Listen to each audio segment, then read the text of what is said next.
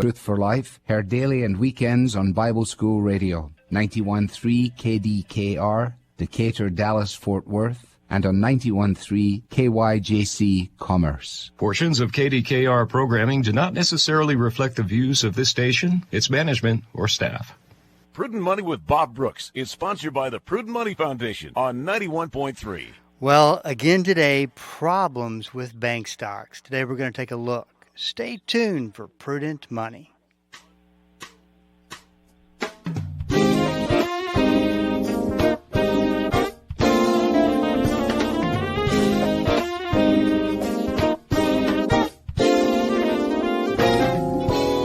Good afternoon. This is Bob Brooks, and you are listening to the Prudent Money Radio Show. Thank you so much for joining me today. You know I do appreciate it.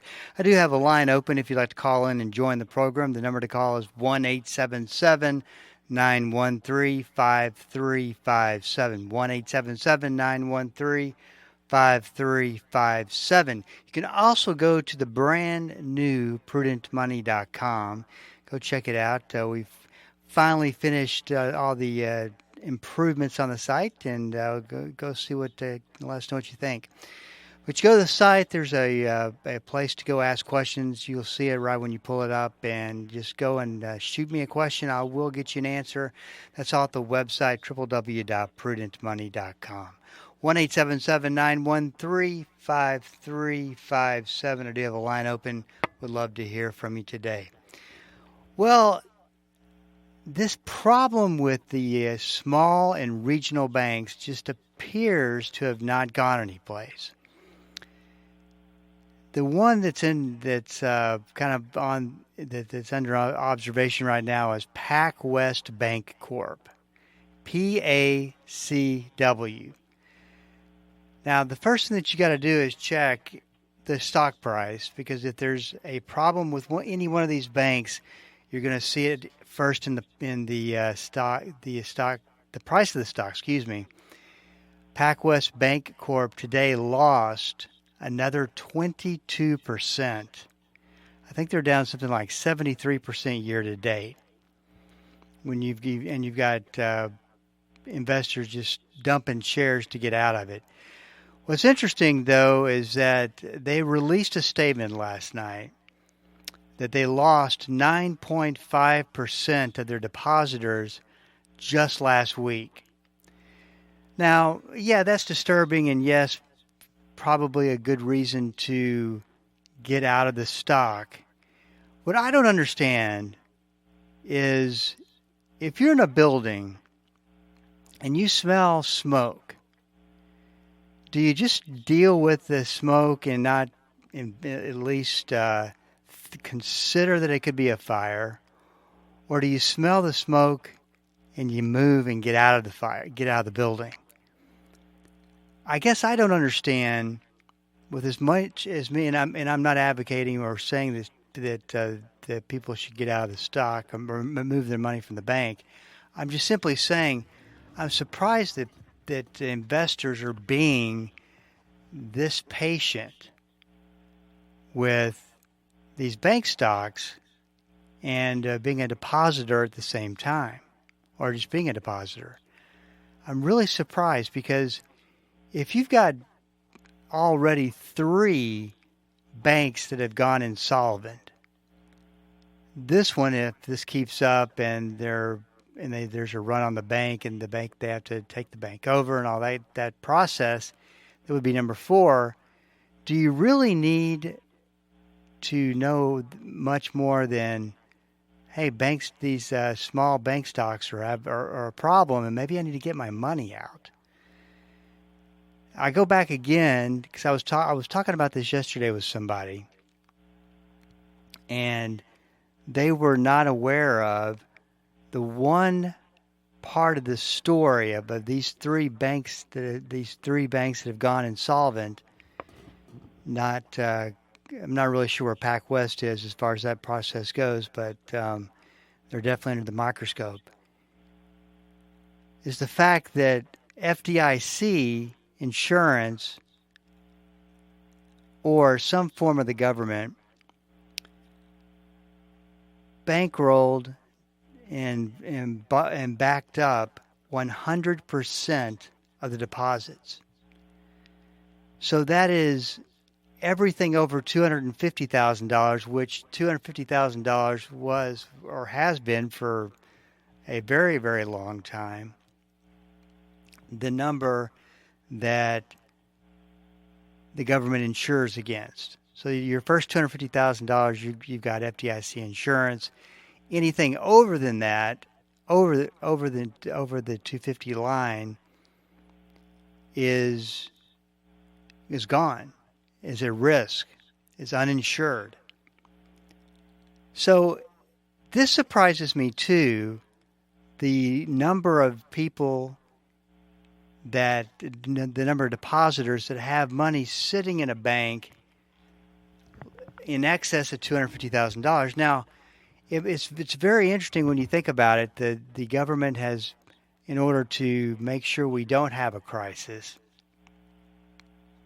has backstopped these three banks and paid up to 100%. Does that mean that if next week 20 banks go all of a sudden get into a problem and go down and they have to declare all 20 insolvent, does that mean all 20 are going to get backstopped up to 100%? I have no idea. Why would you want to take that risk as well? So it kind of baffles my mind that you've got depositors with, and I'm not talking about having $350,000 or $400,000 in the bank. I'm talking about having millions of dollars in a bank, where it's the insurance level supposedly is at $250,000, and staying, even though this news is coming out that there are problems with the bank. And the share price is getting eliminated. I mean, it's gone down so much, and yet they stay there and don't do anything. Just doesn't make any sense to me. But that's what happened today. Ironically enough, this didn't necessarily bother the markets that much. The Dow Jones was down the most, a little over 0.5% down. The S&P 500 was marginally down. The Nasdaq was marginally up. So I think the stock market is not just really concerned, unless we get some jaw-dropping numbers, I guess, from some of these banks and there's more than one bank at one time getting into trouble. Who knows? But it's an interesting study to watch for sure. 1-877-913-5357. That is the number to call, and I do have a line open. The other thing that makes no sense to me is inflation numbers. The inflation numbers came out just as expected, and of course they've been decreasing now for a number of months, just as expected. But I do have a favor of somebody that's higher up in the government. Would they tell my grocery store that prices have come down? Because I'm not seeing prices come down in my grocery store. And you would think if inflation was coming down that you would see prices come down in grocery stores. Something else that doesn't make any sense, but there is reasons for it, which I won't get into because it probably would be a boring conversation. But oil prices are, of course, down near $70 a barrel, but yet gasoline prices are way up. So definitely things are completely out of balance right now. And as far as risk goes when it comes to your investments, just make sure that you're comfortable, as we always say, with the risk that you're taking, because things just don't seem right. You know, the other thing is that I'm hearing a lot of conversation about this is we're in the beginnings of the next bull market, and the bear market and all the talk about the bear market is completely over with. My only challenge with that notion is that this isn't how bear markets end. Bear markets end with very violent declines. It's called capitulation. In fact, bear markets have signs of capitulation. That's where the selling is intense. The number of shares is people are just bailing on stocks. They don't want any more stocks, and the stock market goes way down, maybe drops 6-7% in a day, 8% maybe. That is capitulation. And typically you see it throughout the bear market. I cannot think of a day where we've seen any capitulation. So if you look at the graphs of the stock market, nothing supports by any stretch the notion that everything is back to normal and everything is over with. So you can do with whatever you want to do with that. I just thought I would mention that. 1-877-913-5357. I do have a line open, and I would love to hear from you. If you got a question for me, please go to the website. You can go to prudentmoney.com, and at the website there is a section to ask questions. Just go check it out and send a question in. I will get you taken care of. That's all at prudentmoney.com.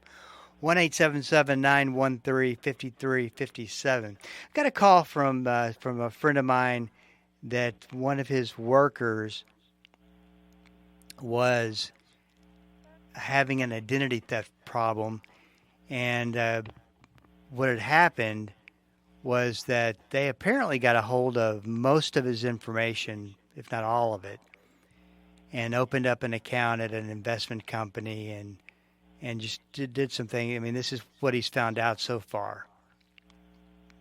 And I can't stress enough, of course, he took it seriously, but I can't stress enough the steps you really need to take to make sure that you don't have a bigger problem, because it does take a lot of effort sometimes to unwind these problems, which I'll get to on the other side.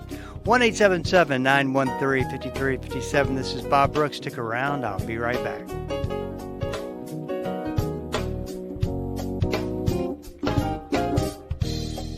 The Word for Today is excited to announce the new official online home for the ministry of Pastor Chuck Smith and Kay Smith, PastorChuck.org. At PastorChuck.org, you'll have instant access to thousands of hours of verse-by-verse teaching by Pastor Chuck Smith from Genesis through Revelation, and full access to special messages on subjects such as prophecy and much, much more. Also at PastorChuck.org, a full library of great teachings by Kay Smith, and a section where you can read some of Pastor Chuck's books online, all free of charge. So visit the new official online home of the Word for Today and the ministry of Pastor Chuck and Kay Smith, PastorChuck.org. As believers, we've been given everything we need to resist the power of sin. But so many times our old nature tries to rear its ugly head. Pastor Greg Laurie addresses that challenge this week on A New Beginning. It's encouragement toward a more Spirit-led life. Tune in each day for A New Beginning.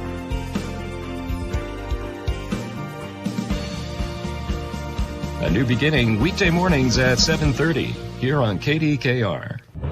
Contrary to what we've heard, greed is not good. It's a powerful sin, one with the power to destroy lives and society. This insatiable craving for more puts our desires before others, leading to deceit, theft, and destruction. I'm John Monroe, and on Friday, we're learning how to overcome the sin of greed. That's Friday on The Verdict. The Verdict, weekday mornings at 10:30, here on Bible School Radio, KDKR. Welcome back. This is Bob Brooks, and you are listening to the Prudent Money Radio Show. 1-877-913-5357. I was talking about identity theft, some of the steps that you immediately need to take if you do notice you've got a problem. The first thing is you want to make sure that you freeze your 3 credit reports to where nobody can get into them. In fact, you're the only person who can get into those accounts once you put a freeze on them. And there's no cost associated with the freeze. And you get a code and the code is what unlocks and locks up the credit report. Equifax, Experian, and TransUnion are your 3 credit reports. So once you freeze those, you want to make sure that everything is like it's supposed to be. So you want to go back into your credit reports and take a look and make sure that there's nothing that is not supposed to be there, like an account was opened that you were not aware of, an inquiry happened that you were not aware of, because you want to take immediate action. I use this example or this story as an example because I think it really does exemplify what can happen. A couple had called me, said, hey, we just realized that someone purchased DirecTV in their name, and we just got the bill for it, and it was in another state. Now, you would think that this would be pretty simple to prove that someone did this and it wasn't the person, but I'll bet you it took 60 to 70 hours to fix that situation. And then the gentleman had admitted to me, he said, I saw the inquiry for this, but I thought it was a mistake. I didn't do anything about it. So, one of the best things you can do is get identity theft protection, where they watch, it's credit monitoring, where they watch your 3 credit files, and if something changes, someone tries to get into it, they alert you, and you can stop and be proactive about protecting your valuable information. But if you see anything that's in an inquiry, you've got to act on it quickly. The quicker you act, the quicker you get the problem taken care of, and the less time that you have to spend on it. This particular situation with DirecTV was set up to where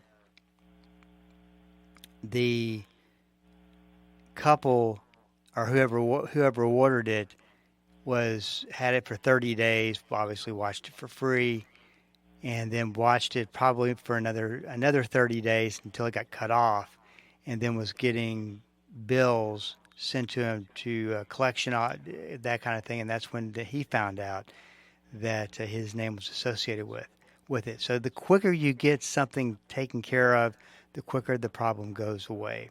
So keep that keep that in mind. And of course, you want to notify any of the affiliated parties because they'll flag the account for potential fraud and make sure that you don't have any further problems. The other thing that you may have to do is, just so that you can be ready for it if that's the case, is you may have to file a police report.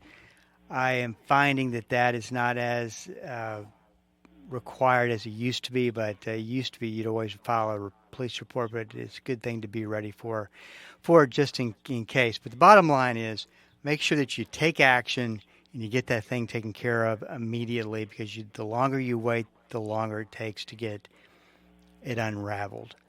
This is Bob Brooks, and you are listening to the Prudent Money Radio Show. 1-877-913-5357. A couple of days ago, we started talking about opening up a new credit card and what's that look like with today's interest rates, and with just the out of control environment of credit. And of course, there's a couple of reasons why you'd open a new one. Maybe it's because you like the card, which I'll talk about the Apple card in just a second, because I did a review on it the other day. Or you want to do a balance transfer, or it's a card with no fees, or it's got something special about it, and because of that, it makes you want to sign up for it and get a new card. Maybe it's a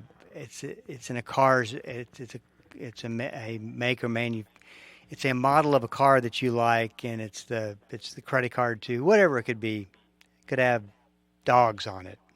But you want to get a new credit card. You're getting my point. And I was talking about where I kind of left off was the notion of penalty rates. And as I told you this last a couple days ago, is that the Congress passed a bill that was signed by President Obama called the CARD Act. It was supposed to get rid of penalty rates, but they are alive and well. Like on American Airlines, you could get the rate of 20.74% to 29.74%. If 29% is not a penalty rate for having bad credit, I don't know what is. 29.74%. I was also talking about Apple, and they, Apple is really aggressively getting quite a bit of business in the banking business. They're starting to bring products to the marketplace. They started with a credit card, and of course, and I did it. Like I said, I did a review on this. When you can go check it out, the website. I won't go through all of the review, but one of the things that was interesting about this particular credit card is, and what only what Apple can bring to the table, and they're really going to go after market share with this, is the technology. Think about the app that only Apple could put together that the consumer would love to go with their credit card, and that's what they've done. That's why I think people will by the millions go to this credit card, just because of the technology that's involved with Apple and their app that's associated with it. Plus, they were very smart in releasing and going after high-yield savings accounts that they offer. Of course, that's attached to the credit card, which is pretty slick, and all the technology that goes with that. And, of course, with these high-yield savings accounts, we've been talking about this, that many people are just kind of waking up to the fact that, hey, my savings account's still paying 1% or 0.5%, and a friend of mine's getting 4 to 5% at an investment company or a Fidelity or a Vanguard or something like that, and they're starting to move money. And this is one of the things that I've come across, is that a lot of your big banks are seeing a lot of money flowing out of them because they can't, and they're not paying these high interest rates, into these other institutions who are paying these high interest rates. It's pretty interesting to watch as this is happening. But with this Apple product comes the declaration of no fees. The marketing is all about the fact that this has that you'll never get charged a late fee, never get charged an account fee, that kind of thing, which, as I said the other day, there's also a clause in this particular credit card, just like there is with every credit card today, that they can make any changes to the card that they want to. They can close the card if they want to. They can increase or decrease your credit limit at any time. They can decline transactions for any reason. You sign one of the most abusive consumer applications when you sign up for a credit card. One of the most abusive that's out there. Because you're basically saying, I agree to all your terms and conditions, which means that we are fine with that you can close this account. We're fine with it, and there's nothing we can do. If you're a day late, we can throw you into collections.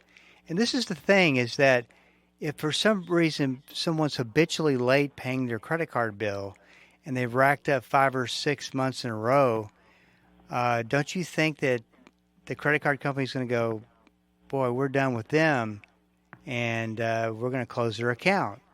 I will tell you that having been charged the fee would have been much, much more of a better wake-up call than a closed account. So take that for what it's worth when they tell you this great deal they're trying to market to you, that there is no fees, because that's nothing compared to the damage that they could do to your credit score, to your credit files. And unfortunately, we turn over all that power to them, and when we sign our line on the sign our name on the dotted line.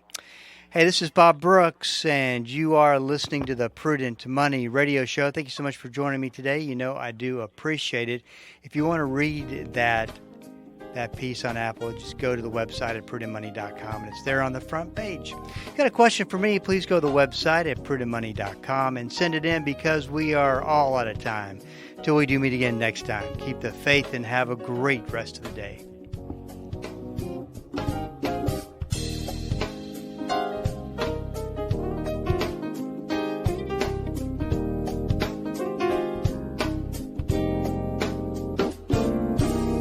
That's all the time we have for today.